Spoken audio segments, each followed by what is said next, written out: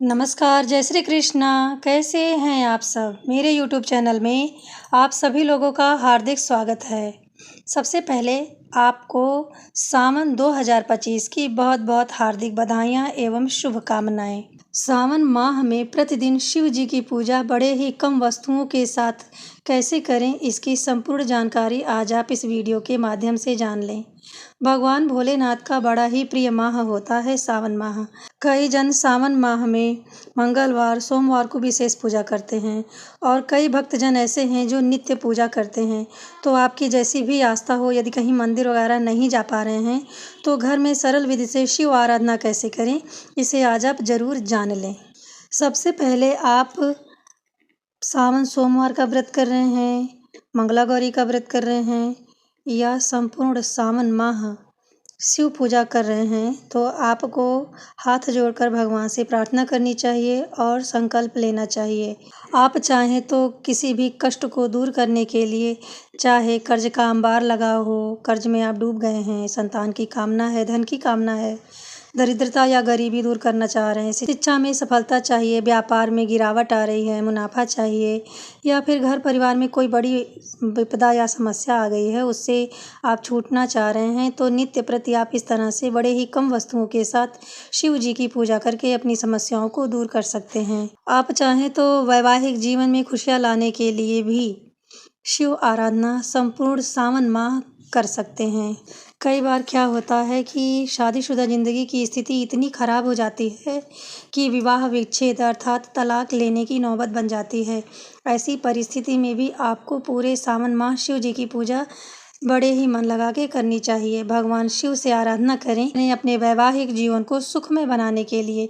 निश्चय ही वह आपको शीघ्र लाभ देंगे। यदि विवाह में देर हो रही है, बाधा आ रही है, तो भी आप संपूर्ण सावन माह शिव जी की पूजा आराधना कर सकते हैं। तो आप जान लें आपको किस दिन से संपूर्ण सावन माह शिव जी की आराधना करनी चाहिए।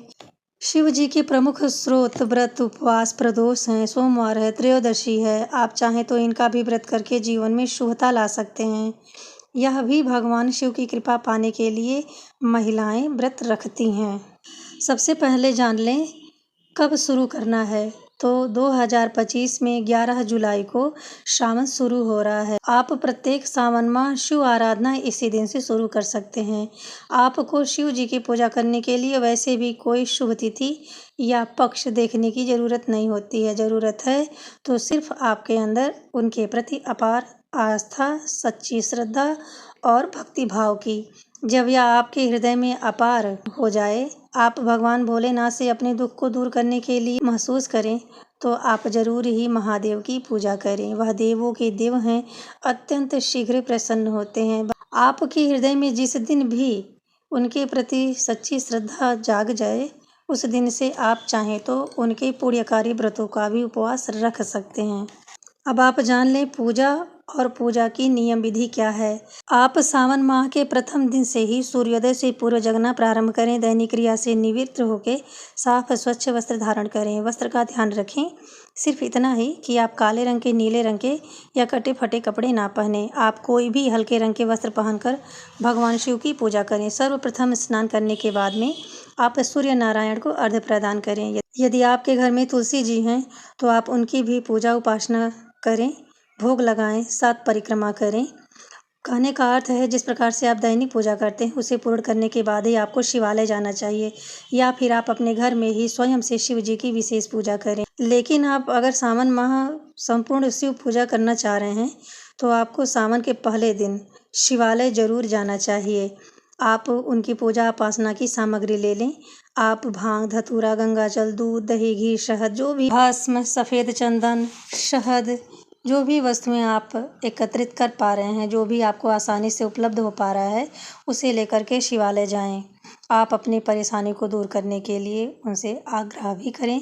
शिव पूजा सदैव उत्तरमुखी होकर करना चाहिए। आप ओम नमः शिवाय या ओम शिवाय नमः का जाप करें। जब आप शिवालय में जाके शिव पूजा करते हैं तो ज़रूर ही उनके मंत्रों को वहीं बैठकर जाप करें।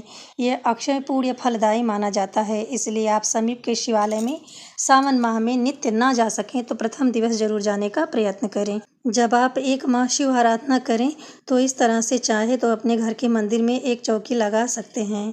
आपके अगर फोटो में गणपति विराजमान नहीं है तो आप एक अलग से सुपारी रख के भी गणपति को स्थापित कर सकते हैं।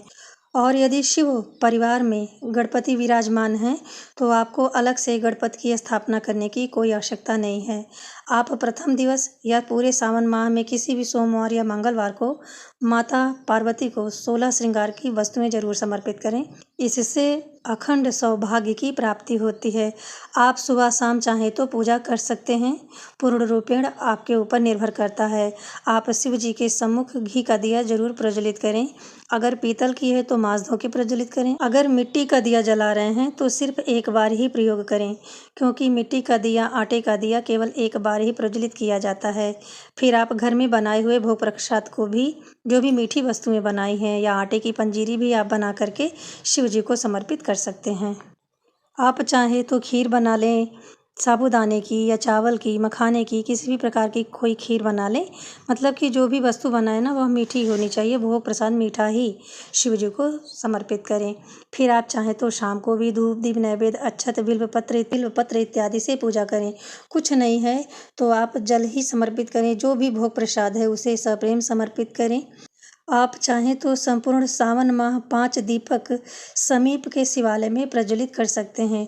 2 दीपक शिव जी की चौखट पे जलाने हैं। एक शिव जी के समीप, एक नंदी के समीप और एक बेल वृक्ष के नीचे दीप प्रज्वलित करें।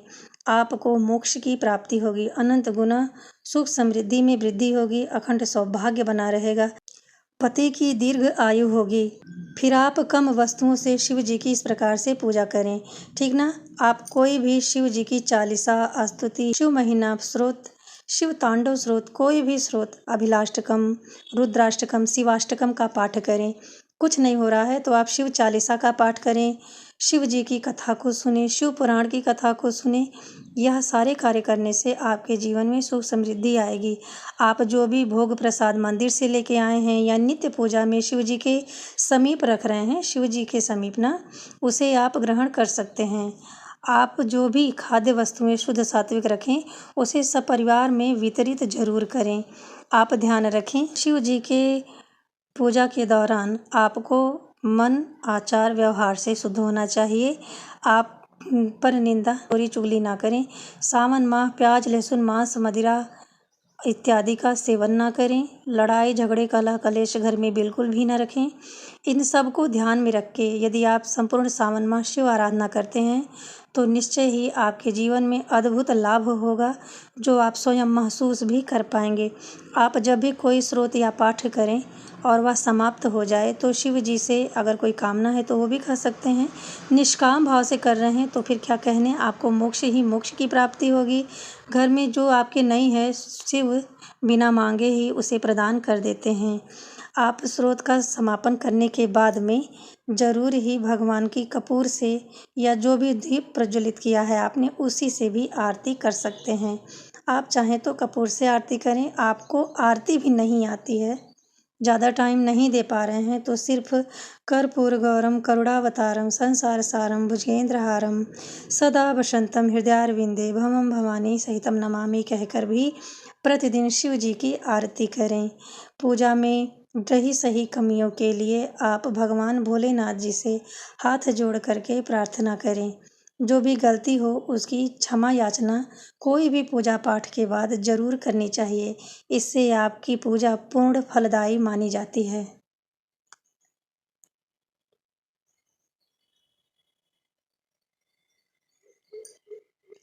आज हमने आपको बड़े ही सरल विधि से शिव जी की पूजा उपासना घर में कैसे करें इसकी जानकारी देने का प्रयत्न किया है।